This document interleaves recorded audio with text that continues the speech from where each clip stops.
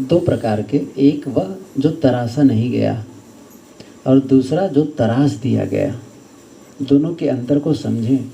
एक हीरा जो सीधे खदान से लाया गया है और तरासा नहीं गया है। मैंने सूरत तो डायमंड सिटी का उसको कहते हैं, मैंने देखा है। ऐसे प्रेमी लोग हैं जो हीरे का काम करते हैं, वे लोग हीरे लाए दिखाए। तो एक बिना तरासे हुए हीरे को जब आप देखेंगे तो वो कैसे दिखेगा? ऐसा लगेगा जैसे कि किसी नदी से आप एक बालू उठा लाए हैं, फेंक देंगे आप। लेकिन जब उसे तराश दिया जाता है, उसमें 56 पहल बनता है, बनाए जाते हैं और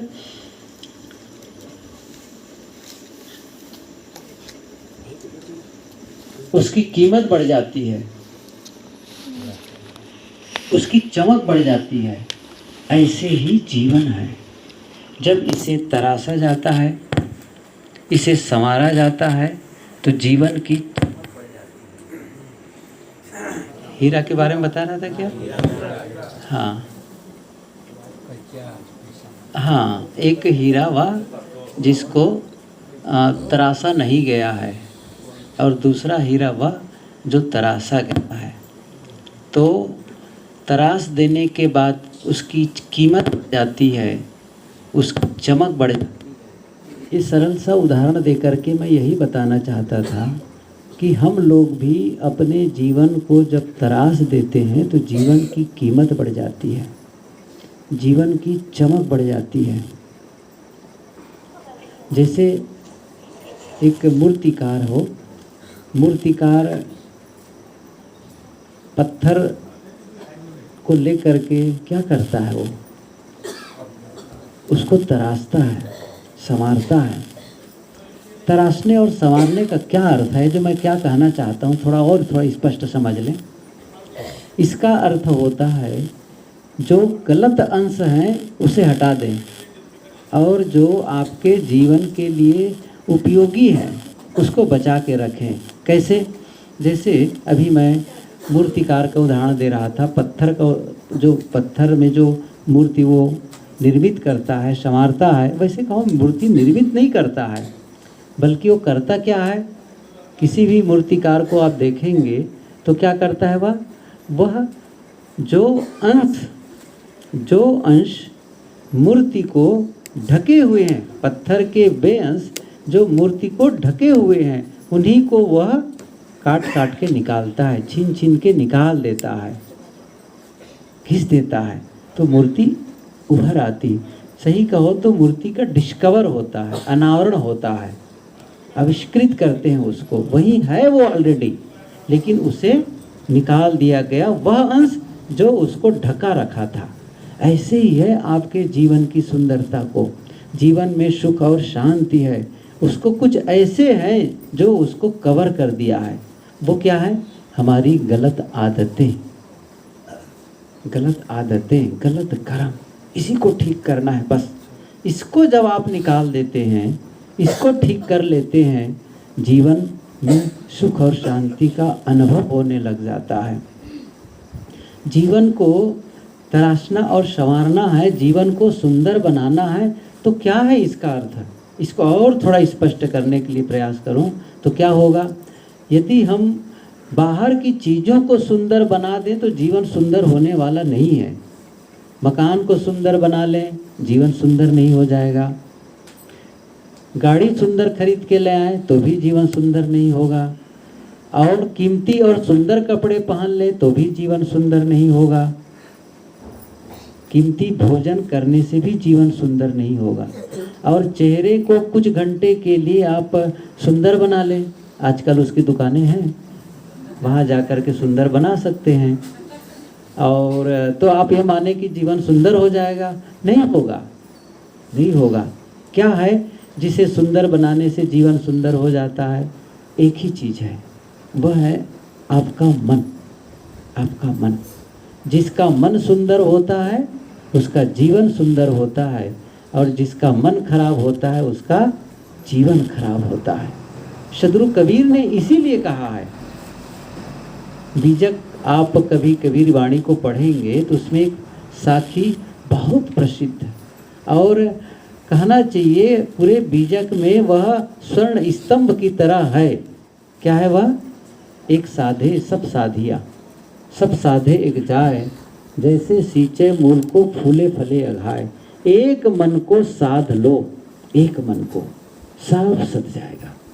एक मन को आप सुंदर बना सकते हैं, और मन को सुंदर बनाना ही जीवन को सुंदर बनाना है, जीवन को सुंदर बनाना है। इसलिए आवश्यक है इस पर ध्यान दें, कैसे सोचते हैं, कैसे सोचते हैं इस पर ध्यान दें, कैसे बोलते हैं इस पर ध्यान दें। जैसे मैंने अभी उदाहरण दिया था मूर्तिकार का। मूर्तिकार क्या करता है? औजार लेके आता है, पत्थर के पास में बैठता है और पत्थर को छीनना शुरू कर देता है।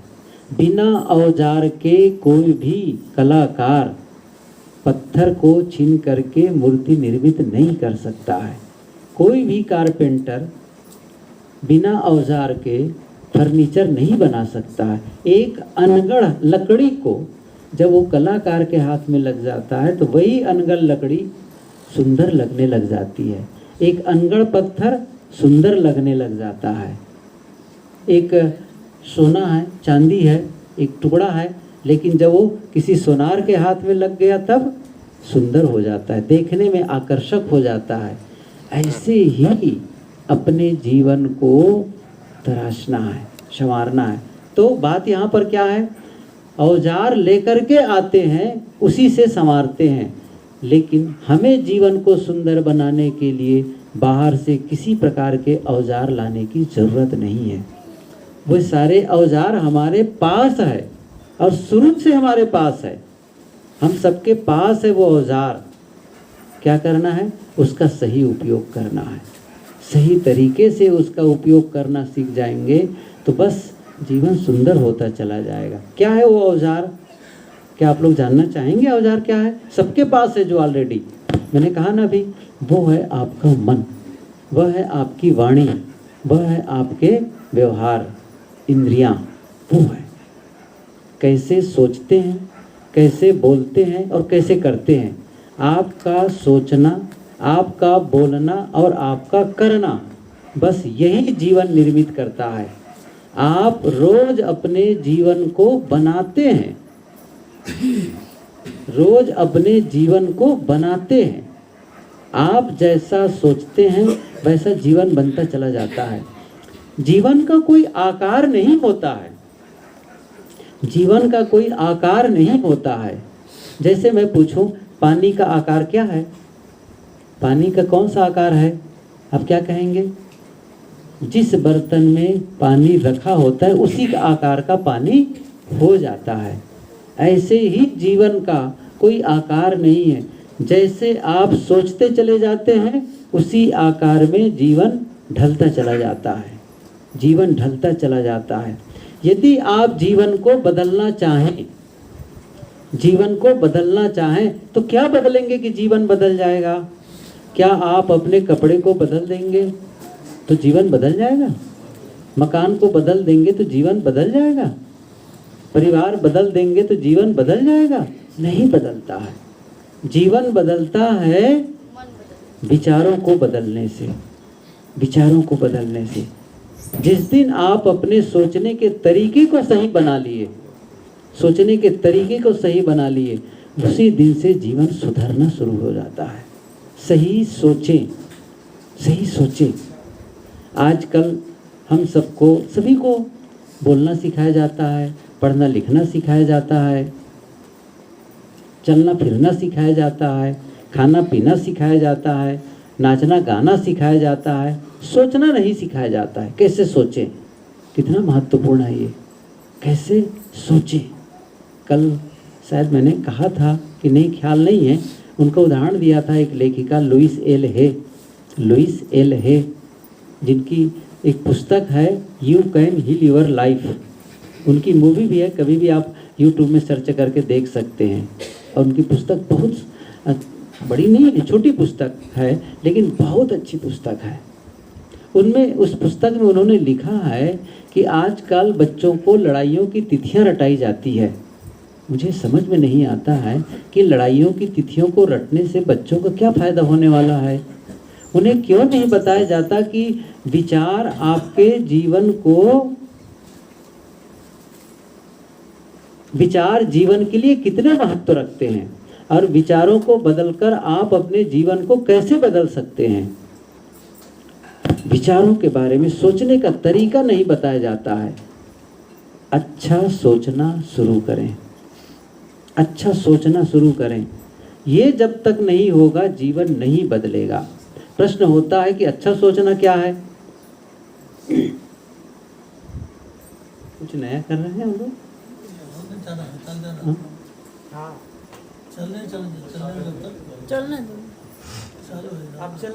हाँ, नहीं भैया, आपको ही देखते हैं लोग, हमको कहाँ सुनते हैं। हम तो जानते हैं ना मनोविज्ञान।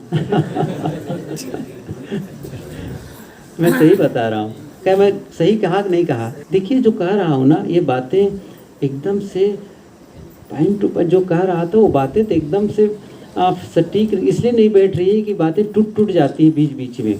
लेकिन इस विषय को जब आप समझने लगेंगे ना, जीवन इतना महत्वपूर्ण है, आपको मैं बताना चाहता हूँ कि इसे बर्बाद होने से बचाएं।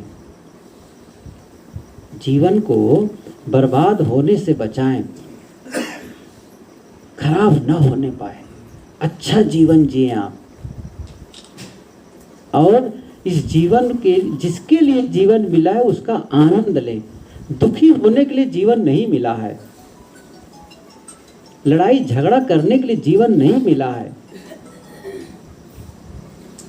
जीवन मिला है सुख और शांति के अनुभव के लिए मिला है। ये नहीं किए तो फिर जीवन का क्या मतलब निकलता है। इसलिए बहुत जरूरी इस पर ध्यान देना चाहिए।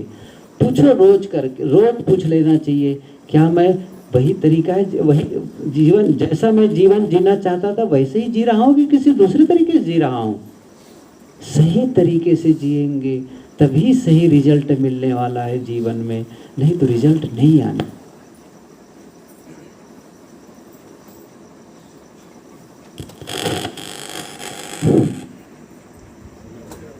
बहुत अच्छी बात दिए हैं। उद्दीपन और प्रतिक्रिया के बीच आपके भीतर एक चुनाव करने की का समय होता है, चुनने की, चुनाव करने की। अब उस विषय को मैंने अभी नहीं कहूँगा कि कैसे हमारे भीतर में रिएक्शन चलते रहता है। बहुत जल्दी हम प्रतिक्रिया और रिस्पांस, 1 मिनट तो कह ही देता हूँ, अब बात आ गई तो। प्रतिक्रिया और रिस्पांस कहते हैं ना, रिएक्शन और रिस्पांस। एक होता है रिएक्शन और दूसरा होता है रिस्पांस। रिएक्शन कैसे होता है? बिना सोचे समझे। रिस्पांस कैसे होता है? सोच समझ करके। ज़्यादातर हम सभी क्या करते हैं? रिएक्शन करते हैं, रिएक्टिव। और इसकी जगह उन्होंने कहा प्रोएक्टिव। उनका पहला ही सिद्धांत है, पहली आदत प्रोएक्टिव। पहले से आप सोचें इस चीज़ को। मतलब किसी परिस्थिति के विषय में आप, जब आपने देखा जीवन जिए हैं, तो जीवन जीते समय क्या होता है? विभिन्न परिस्थितियों से आप होकर गुजरते हैं, और वैसी परिस्थिति जब आती है तो आपकी मन की दशा कैसी होती है, आपके भीतर से शब्द कैसे निकलते हैं, आपने अनुभव किया। और बाद में कई बार महसूस हुआ है कि मुझे ऐसा नहीं बोलना चाहिए था, मुझे ऐसा नहीं सोचना चाहिए था। एक समझ आई। अब नेक्स्ट टाइम आपको क्या करना है? प्रोएक्टिव। पूर्व से ही, पहले से ही आपको सोचकर बैठना है, ऐसी परिस्थिति आने पर अब मैं कैसा रिस्पांस दूं, कैसा दूं, ये सोच लें पहले से। जैसे मैं एक उदाहरण बताऊं।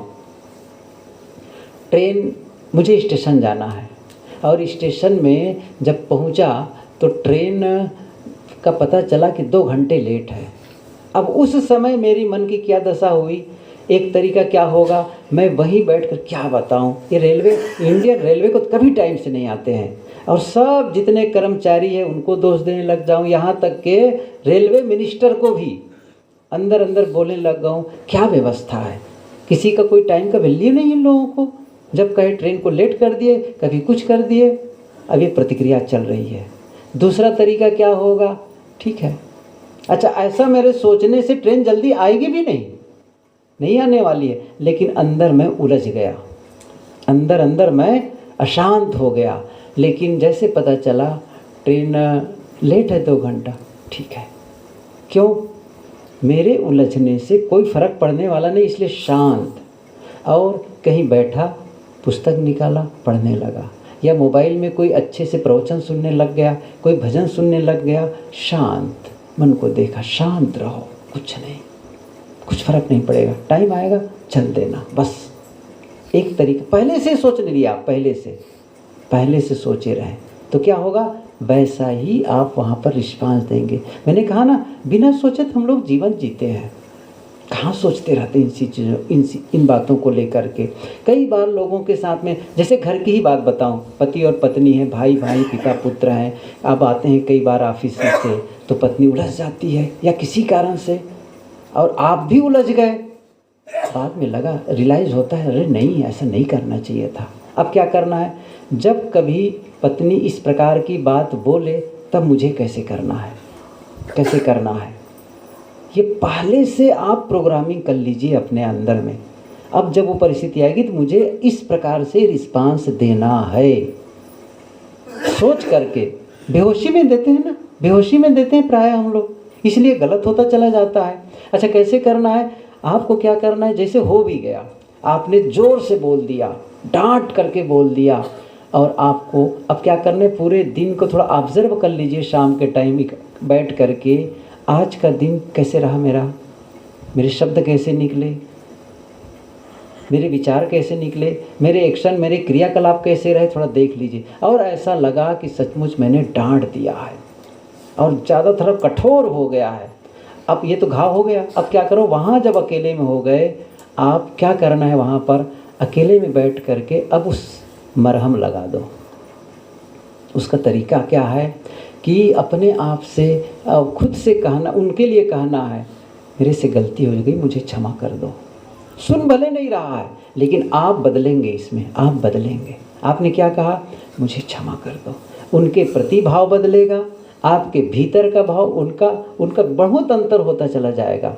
फिर क्या होगा? अगली बार मुझे ऐसा नहीं करना है, और फिर वैसी स्थिति आएगी, तब क्या होगा? वो बदलाव आएगा। हो सकता है 1 बार 2 बार आप फिसलेंगे, गलतियां हो सकती है, लेकिन चूंकि आपने मन बना लिया है, तो फिर धीरे धीरे वो अंतर बढ़ता चला जाएगा, और नहीं सोचेंगे तो गलतियां बनी रह जाएगी। आदतें जल्दी जाती नहीं हैं, हमेशा ध्यान रखो। इसलिए अच्छी आदतों का निर्माण करें। पहले हम आदतों को बनाते हैं, फिर आदतें हमें बनाती हैं। अच्छी आदतें निर्मित करें, अच्छी आदतों को बनाओ, ये बहुत ज़रूरी है। पहले आप आदतों को बनाते हैं, फिर आदतें आपको बनाती हैं, आपके व्यक्तित्व को निर्मित करती हैं। और आदतें कैसे बनती हैं? किसी काम को सोच करके जब लंबे समय तक करते रहते हैं, बार बार दोहराते हैं, वो आदत में शुमार हो जाती है। किसी काम को सोच करके जब हम करते हैं, बार बार दोहराते हैं, फिर वो आदत बन जाती है।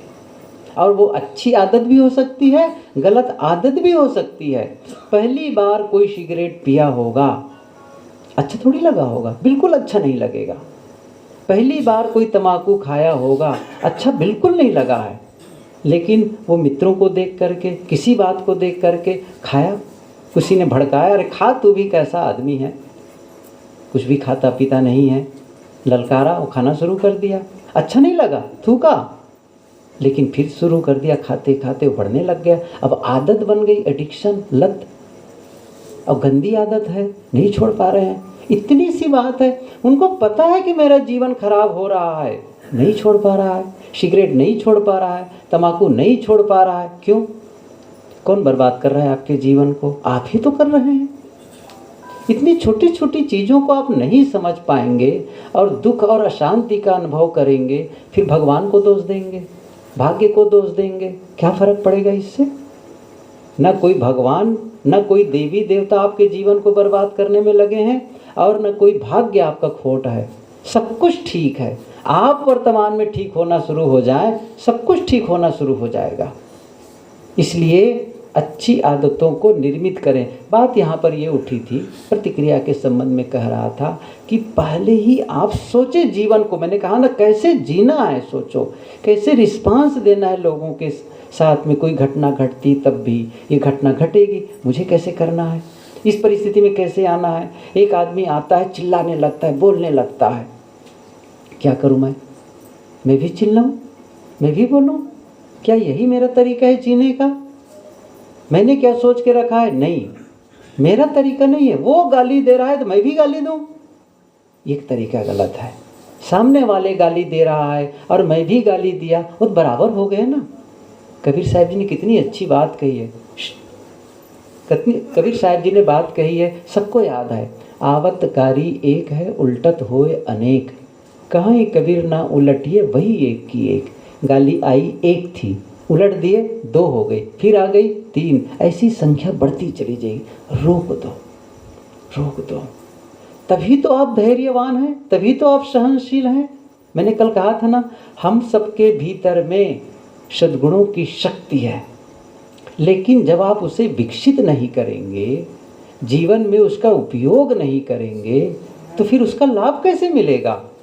शक्ति होते हुए भी उस शक्ति का जब प्रयोग नहीं करते हैं तो शक्ति क्षीण होती चली जाती है। आप में धैर्य की योग्यता है, सहनशीलता की योग्यता है, विनम्रता है, आप में क्षमा करने की शक्ति है, लेकिन अब उन शक्तियों का उपयोग ही नहीं करते हैं। दूसरी शक्ति भी है, क्या है? क्रोध करने की शक्ति है, नफरत और द्वेष करने की शक्ति है, बदला लेने की शक्ति है। आप उन्हीं गलत शक्तियों को, जिससे जीवन में सुख और शांति का अनुभव नहीं होता है, दुख और अशांति का, आप देख लीजिए, क्रोध करके आप देख लीजिए, आप दुखी होंगे, सुखी होंगे, कैसा लगेगा मन? आपको अच्छा लगेगा? नहीं लगेगा। नफरत और घृणा का भाव सोच करके देख लीजिए, क्या लगता है? जब जब मन में नफरत और घृणा का भाव जगा, द्वेष का भाव जगा, आप भीतर से अशांत होते चले जाते हैं। लेकिन भीतर में जगा प्रेम का, मैत्री का, करुणा का, विश्वास का, सहयोग का भाव जगा, क्षमा का भाव जगा, देखो अंतर पड़ने लग जाता है। दूसरे को कब होगा वो बात अलग है, दूसरे का नुकसान कब होगा वो बात अलग है। अपना नुकसान पहले हो जाता है, अपना नुकसान पहले हो जाता है। इसलिए आवश्यक है कि आप देखें कि मेरे भीतर कैसी बातें उठ रही, कैसे विचार उठ रहे हैं। आप अपने शब्दों को संभालें। कौन संभालेगा आपके शब्द को? कौन संभालेगा आपके व्यवहार को? आप ही तो हैं। आप ही अपने जीवन को संवारने और तराशने वाले हैं। इसलिए मैंने क्या कहा था, विचारों को, ये शुरुआत है, शुरुआत है। कैसे सोचते हैं ये हमेशा ध्यान रखो। और मैंने कहा था ना, अच्छा सोचने का मतलब वही है जो आप जीवन में चाहते हैं, जो आप बनना चाहते हैं, होना चाहते हैं, महसूस करना चाहते हैं, उसके बारे में सोचें, उसके बारे में बोलें, वैसा काम करें। और जो नहीं चाहते उसके बारे में बोलना और सोचना बंद कर दीजिए। जैसे मुझे यहाँ से नंदुरबार जाना है, नंदुरबार जाना है, तो फिर मुझे ये नहीं कहना चाहिए कि मुझे धुले नहीं जाना है, मुझे बुरहानपुर नहीं जाना है, मुझे सूरत नहीं जाना है। ये क्यों बता रहे हो? जहाँ जाना है उसके बारे में बताओ, जहाँ जाना है उसके बारे में बताओ, बस काम खत्म हो गई। इसी प्रकार से जो आप जीवन में चाहते हैं उसके बारे में सोचो। ये क्यों कहने की ज़रूरत है मैं लड़ाई झगड़ा नहीं चाहता, मैं क्रोध नहीं चाहता? ये बताने की ज़रूरत ही नहीं। क्या चाहते हैं? प्रेम चाहते तो प्रेम के बारे में सोचो। स्वास्थ्य चाहते हो, ऐसा ना कहीं बीमारी न लग जाए मेरी, कहीं एक्सीडेंट हो जाए मेरा। ये सोचने का तरीका ही गलत है, सोचने का तरीका ही गलत है। वह सोचो जो जीवन में चाहते हो। क्या चाहते हैं आप? ये आप जानते हैं। कौन जानेगा आपको? आप ही तो जानेंगे कि आप क्या चाहते हैं। आप चाहते हैं कोई भी, आप चाहते हैं कि मैं एक गाड़ी खरीदूं, तो फिर उसके बारे में सोचो। अब साफ होना चाहिए कौन सी गाड़ी आपको खरीदनी है, साफ होना चाहिए, बिल्कुल विज़न क्लियर होना चाहिए। मुझे एक मकान चाहिए, तो मकान के बारे में सोचो, कैसा मकान चाहिए। मकान ही तो नक्शा बनाता है मकान का मन।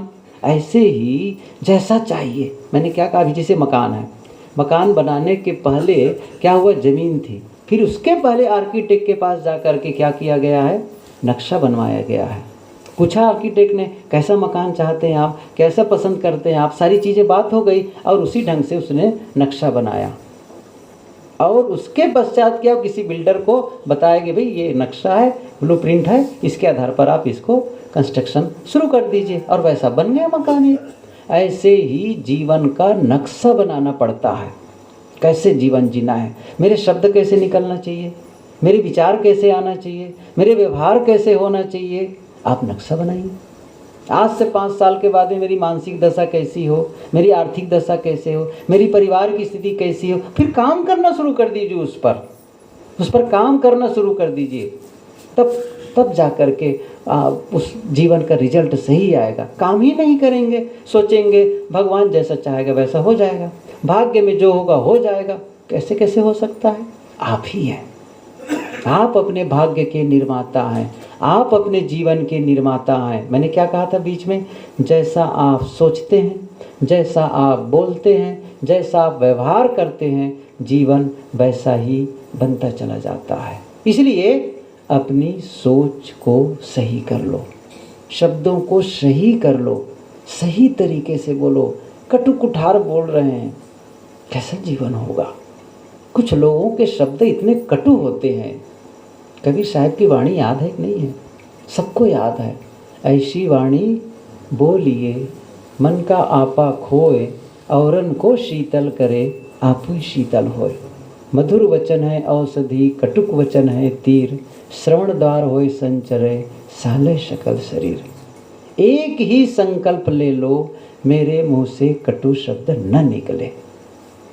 जब बोलो सही बोलो, मीठा बोलो, प्रेम पूर्ण शब्द उच्चरित करो।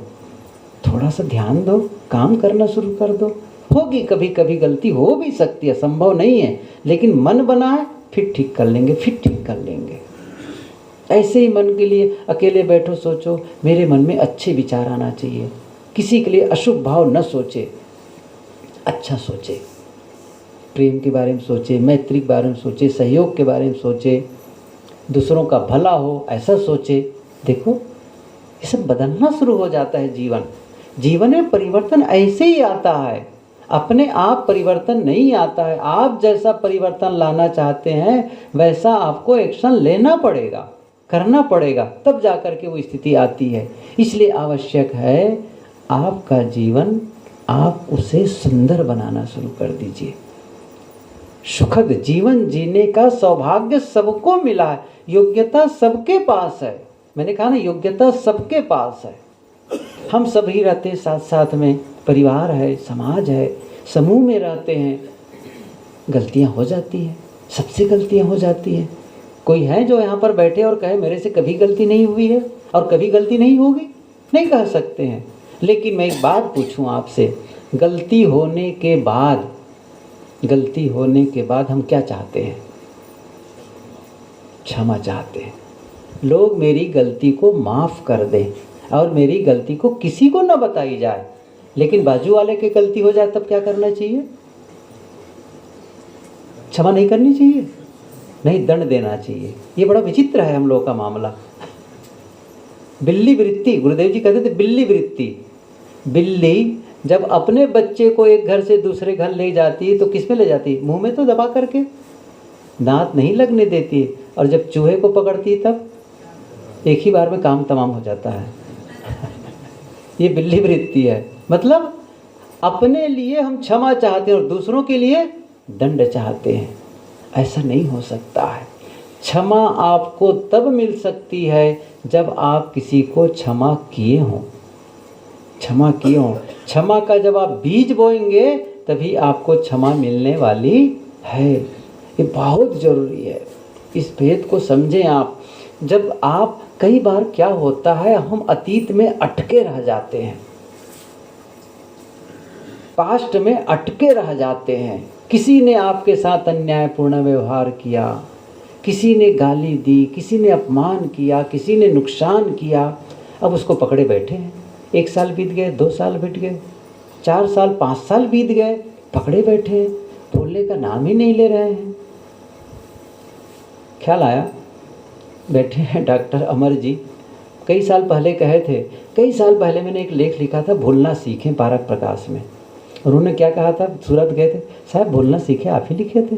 हाँ मैंने ही लिखा था साहब, इतना पसंद आया, मैं सोच भी नहीं सकता था कि भूलना भी सीखना पड़ता है। मैंने उसके कितने फ़ोटोकॉपी करवा कर अपने मित्रों को बांटे हैं।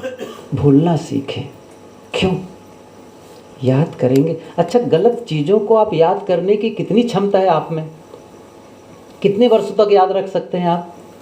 समझ रहे हैं?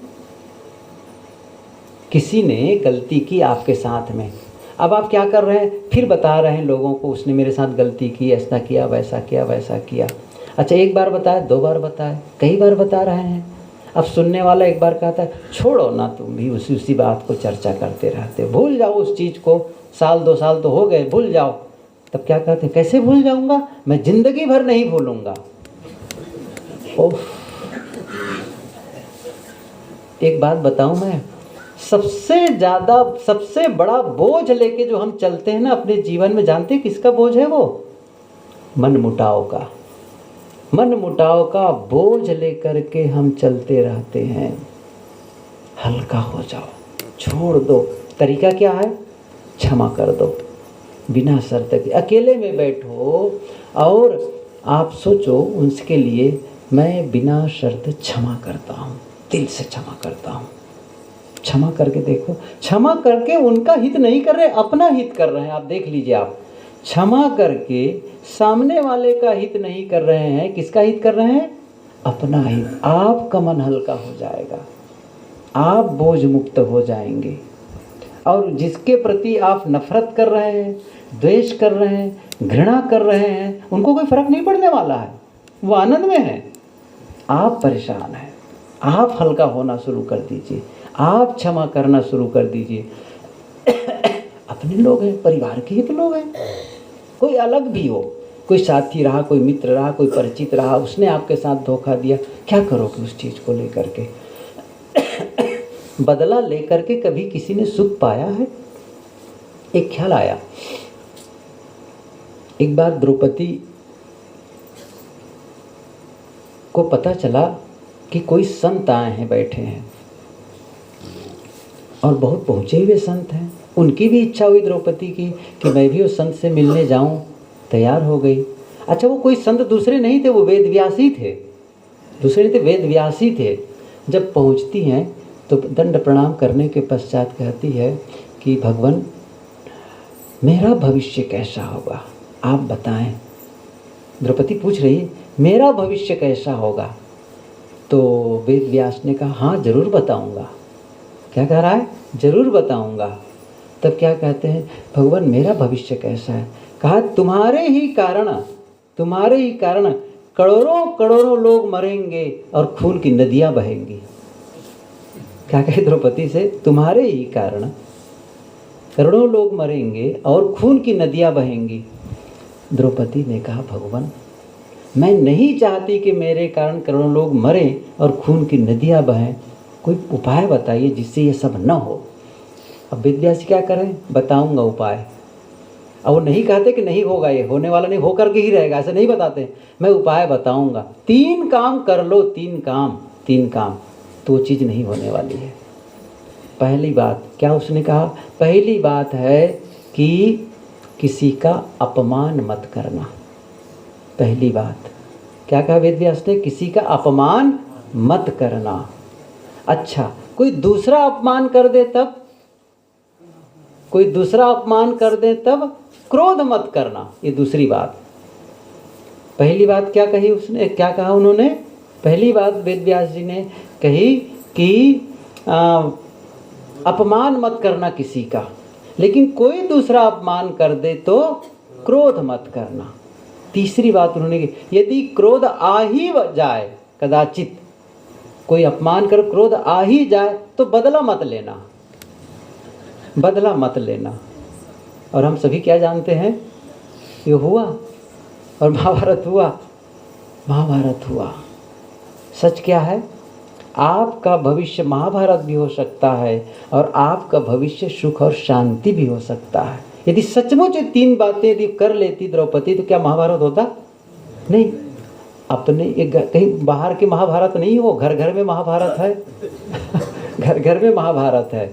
यदि ध्यान रख सके इन 3 चीज़ों को तो क्या होगा? सचमुच वो स्थिति नहीं आएगी। बदला लेने का भाव मन से हटा दीजिए। और कभी कभी मैं कहा करता हूँ, गलती नहीं होने के बावजूद क्षमा मांग लो, क्षमा मांग लो। खास करके पति पत्नी के विषय में जब कहना होता है तो ये विषय को मैं कहता हूँ तो ये बात आती है, आपस में आप ये मत देखो गलती किसकी है और क्षमा कौन मांग, क्षमा कर दो। आपकी गलती नहीं तो भी क्षमा मांग लो बस। रिश्ते महत्वपूर्ण हैं, प्रेम महत्वपूर्ण है, गलती किसकी है ये इंक्वायरी महत्वपूर्ण नहीं है। आपको हल्का होना है और फिर से वापस आ जाएंगे आप। इसलिए क्या करना है? आप क्षमा मांग लो बस, गलती नहीं होने पर भी। और जिससे संबंध नहीं है उनसे तो बिल्कुल अपने आप को अलग कर लो। संबंध और संबंध है तब उनसे ज़रूर क्षमा मांग लो, चाहे गलती उनकी है कि आपकी, ये महत्वपूर्ण नहीं है। मैं एक उदाहरण दिया करता हूँ इसके संबंध में। एक साधक था, गृहस्थ था, साधक था। उसका दामाद एक बार उनसे पैसा लिया व्यापार करने के लिए। 3 लाख रुपये लिए और व्यापार के लिए, तो 3 लाख रुपये तो दे दिए वो। और व्यापार उनका शुरू किया और दुकान अच्छी चल पड़ी, व्यापार बढ़िया चल पड़ा, आमदनी होने लग गई। लेकिन अब तब वो पैसा लौटाने का नाम नहीं लेता था। कई बार मांगे पैसा दे दो, पैसा देता नहीं था। कई साल बीत गए, अब 10 साल बीत गए, 12-13 साल बीत गए, शायद 15 तक भी बीत गए थे, लेकिन वो पैसा लौटाता नहीं था। तो वो क्या करता था, अपने मित्रों में चल, देखो जी अपने दामाद को मैंने पैसे दी और पैसा लौटाता नहीं है। रिश्तेदारों में कहता था उनको मैंने पैसे दिया और पैसा लौटाता ही नहीं है वो। ये सारी बातें होने लगी। और जब कभी वो ध्यान चिंतन में बैठता, भजन में बैठता, उसका भजन होता नहीं, तो वही बातें नाचने लगती, आने लगती थी बातें। बहुत परेशान हो गया। अपने गुरुजी के पास जाकर कहता है, गुरुजी मैं बहुत परेशान हूँ। क्या हो गया? बताया सब इसने, आप घटनाएं, ऐसी घटना घटी है। तो गुरुजी ने क्या कहा, एक काम करो, मेरा भजन ही, साधना ही खराब हो रही है ये सब होने से। आखिर मैं कैसे करूं? मैं साधना खराब नहीं करना चाहता हूं। उसने कहा एक काम करो, तुम बाजार चले जाओ, मिठाइयाँ ले लो बहुत सारी और फल ले लो बहुत सारे, और चले जाओ अपने दामाद के घर में और उसको दे करके क्षमा मांग लो। उसने कहा कमाल हो गया, मेरी क्या गलती जिसमें मैं क्षमा मांगूं? पैसे उसने नहीं लौटाए और मुझे कह रहे हैं आप क्षमा मांग लो कह करके। उसने कहा कि देखो, दोनों हाथ से ताली बजती है, ये निश्चित रूप से गलती उनकी है, लेकिन गलती तुमसे भी हुई है। पैसा न लौटाना गलत है, लेकिन तुम्हारी गलती क्या है? तुम जगह जगह जाकर के उसकी निंदा कर रहे हो, उसकी आलोचना और बुराई कर रहे हो, ये तुम्हारी गलती, और इसी के नाते तो शांत बने हुए हो, जा कर के क्षमा मांग लो। ये बात उनकी समझ में आई और सचमुच रात हो गई थी, 9 बज गए थे। और फल लेता है बहुत सारा, मिठाइयाँ लेता है और चला गया। गाड़ी से गया और खट दरवाज़ा खटखटाया। उसी समय घर उसके दामाद, उसकी बेटी और उनके बच्चे, कहना चाहिए उनके दौहित्र, वो भोजन के लिए बैठ रहे थे। बिल्कुल डाइनिंग टेबल था, कुर्सी पर बैठे हुए थे, भोजन होने ही वाला था। इतने में आवाज़ आई खट की। तो उसका नाती गया, दरवाज़ा खोला। जैसे दरवाज़ा खुला चिल्लाया वहीं से, नाना जी आ गए, नाना जी आ गए। बड़ा आश्चर्य, 15 साल बाद वो आया था उस घर, 15 साल बाद। तो उसकी जो भाई आया था तो उसकी बेटी ने कहा, पिताजी आ गए? ये तो सुनना, बस दरवाज़ा खुलना था और धड़धड़ा करके वो अंदर आ गया। और टेबल पर वो फल, वही मिठाइयाँ सब रखते हुए क्या कहता है अपने दामाद से, बेटा मुझे क्षमा कर दो, मेरे से गलती हो गई। इतनी बात सुन करके दामाद रोने लगा और दोनों गले मिल करके रोने लगे। और रोते रोते क्या हुआ, अंदर के विकार निकल जाते हैं। फिर क्या हुआ, अब वो छोड़ा, फिर बेटी का नंबर था। बेटी अपने पिताजी के गले लग कर के रोने लग गई, और जब तक वो रो रही थी, दोनों आपस में रो रहे थे, दामाद अंदर गया कमरे में, अलमारी से पैसे निकाले, पूरे पैसे निकाल करके लाते हैं। पिताजी ये पैसे रख लीजिए, पूरे के पूरे पैसे हैं। तब उसने क्या कहा, जो साधक आया था उसने कहा, बेटा इस कौड़ी के लिए मैं नहीं आया हूँ आज, इस कौड़ी के लिए आज नहीं आया, और जिसके लिए आया था वो मुझे मिल गया, जिसके लिए आया था वो मुझे मिल गया। उसने क्या कहा, पिताजी आपको रखना ही पड़ेगा, नहीं तो मैं जलता रहूँगा, आपको रखना ही पड़ेगा। रखा पैसा, और उन्हीं के बच्चों में सारे पैसे बांट दिए, उन्हीं के बच्चों में। रात तब तक के 11-12 बज गए थे। और फिर क्या होता है, सभी लोग गाड़ी में बैठे, और गाड़ी में बैठ कर के फिर वो अपने घर ले गए सबको। 15 साल के बाद बेटी अपनी माँ से मिलने जा रही थी, अपनी भाभी से मिलने जा रही थी। दामाद 15 साल बाद ससुराल गया, और जब वहाँ पहुँचते हैं घर में, एक दूसरे को देखे और मिले, तो जानते वहाँ की दशा कैसी रही होगी। सब विकार धुल के निकल गए, धुल के निकल गए। मैं ये कह रहा था, कई बार रिश्तों को सुंदर बनाने के लिए हमें क्षमा मांग लेने से ही काम बन जाता है। किसी ने बहुत सुंदर कहा है, कुछ बेतुके झगड़े कुछ इस तरह ख़त्म कर दिए मैंने, जहाँ गलती नहीं भी थी वहाँ भी हाथ जोड़ लिए मैंने। ये बेतुके झगड़े हैं, और मन में हम झगड़ते रहते हैं, भीतर भीतर भीतर भीतर। नहीं, छोड़ दो, हल्का हो जाओ, रिलैक्स हो जाओ, क्षमा कर दो। आप उससे एकदम अपने आप को कट ऑफ कर लो, जिससे कोई संबंध नहीं, मेरा मतलब कि उसके लिए मैं लड़ झगड़ रहा हूँ, कोई मतलब नहीं है। इस प्रकार से जो मन को हल्का करता चला जाता है, हल्का करता चला, उसकी शक्ति बचती है, और उस शक्ति को आप अपने आध्यात्मिक उन्नति में लगा सकते हैं, जीवन विकास में लगा सकते हैं।